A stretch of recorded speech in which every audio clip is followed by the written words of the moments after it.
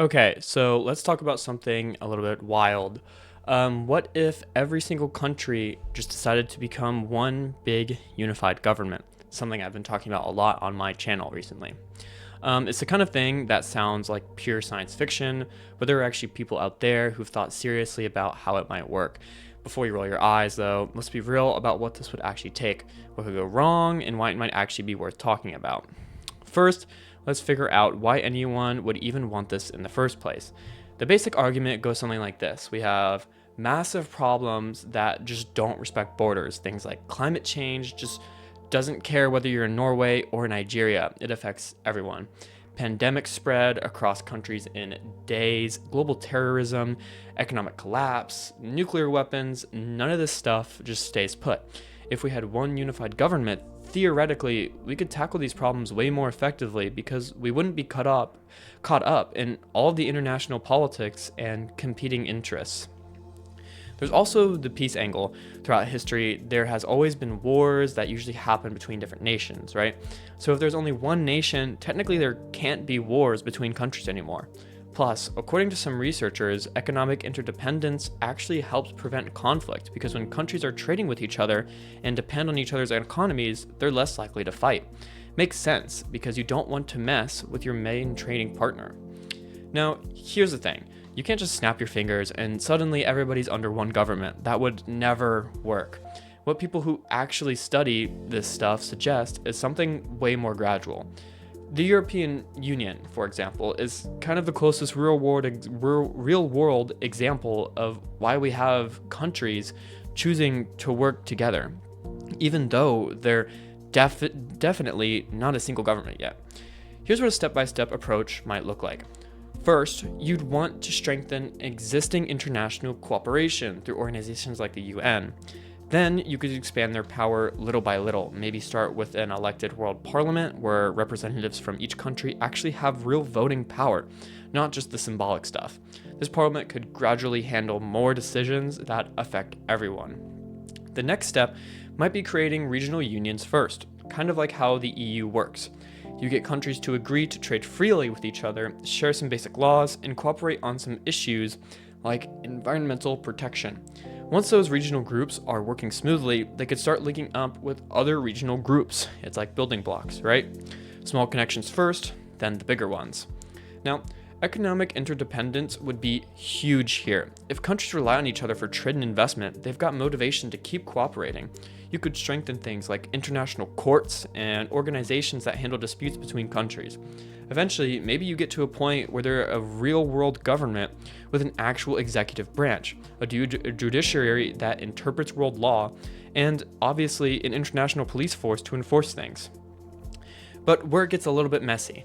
So this all sounds neat in theory, but here's the problem. The real world is way more complicated. Let's talk about the biggest barrier: sovereignty and nationalism. Countries really don't want to give up control. Sovereignty isn't like a pizza you can slice up. It's kind of an all or nothing in how many leaders think about it. When you ask a country to give up power to a world government, you're basically asking them to trust that their interests won't get screwed over by a majority vote. And then there's the nationalism thing. People have pride in their countries, and honestly, that's not necessarily a bad thing. But it means that nobody's particularly excited about the idea of their country becoming just another state in a global superstructure.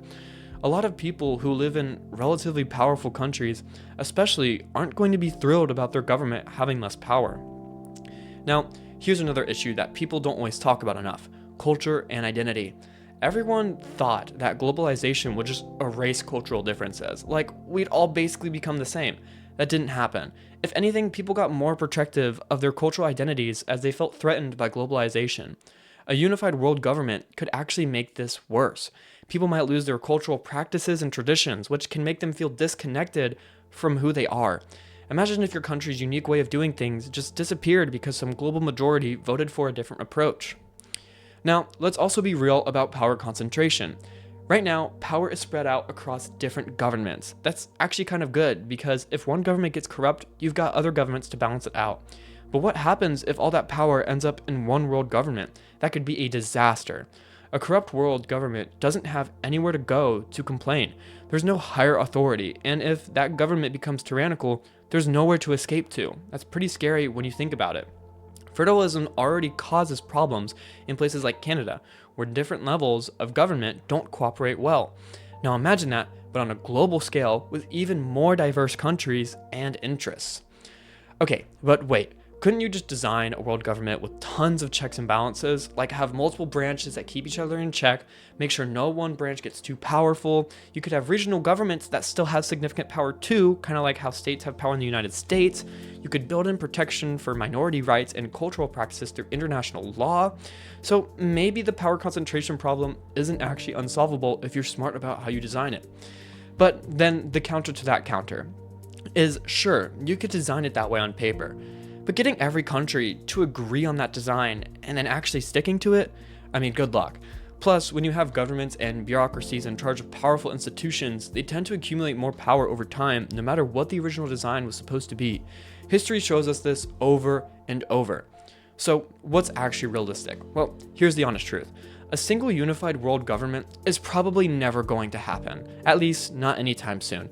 Countries like Russia, China, the United States, and others are never going to voluntarily give up their independence and power. They've got too much to lose. The idea that you could just gradually convince everyone to join sounds good, but it assumes that the biggest, most powerful countries would want to join, when they really don't want to. What's more likely is that we'll continue seeing what we're already seeing. Countries cooperating on specific issues when it's in their interest, forming alliances and trading blocs, and slowly building up international institutions that have more power. The UN might get reformed and strengthened, regional unions like the EU might expand, international courts might gain more autonomy, but a true world government, that's probably staying in the realm of thought experiments. Even though it probably won't happen, thinking about how the world unification could work actually matters. It forces us to consider what we value about national governments and what we'd want to protect in any larger system. It makes us think about how to handle global problems more effectively. And honestly, it's a useful exercise for understanding international relations better. Plus, just because something seems impossible doesn't mean we shouldn't aim for stronger international cooperation institutions. Maybe we don't need one world government to tackle climate change or pandemics. Maybe we just need countries to cooperate better through existing frameworks. So here's the bottom line. Unifying all countries into one government would theoretically solve some problems, but it would create way bigger ones. The practical barriers are enormous, the risks are serious, and frankly, nobody with power really wants it. We're probably better off working towards stronger international cooperation while maintaining the diversity and independence of different nations. The real challenge isn't figuring out how to unite the world into one government. It's figuring out how to get countries to work together effectively while keeping the things we value about having different nations intact. That's a much harder problem to solve, but it's also one that actually has a chance of working. My dream is to unite all countries eventually. I think maybe there's a chance that it's possible for it to happen, but I do not think it'll probably ever happen anytime soon. That's why I'm going to be really working towards and uploading videos towards practical solutions to these problems. I don't think many people have ever solved these sorts of solutions because many people have imagined a united country, but not many people imagine exactly how that united country is going to work. So I'm going to be working on that in recent videos or in new videos that are going to be coming out. I'm going to be trying to work on that much more because I really want to help and try to achieve this dream because hopefully it might bring about world peace in a much better world for all the future generations to live in. Thank you for watching. I really hope you enjoy this kind of video, and I hope you have a good day. Goodbye.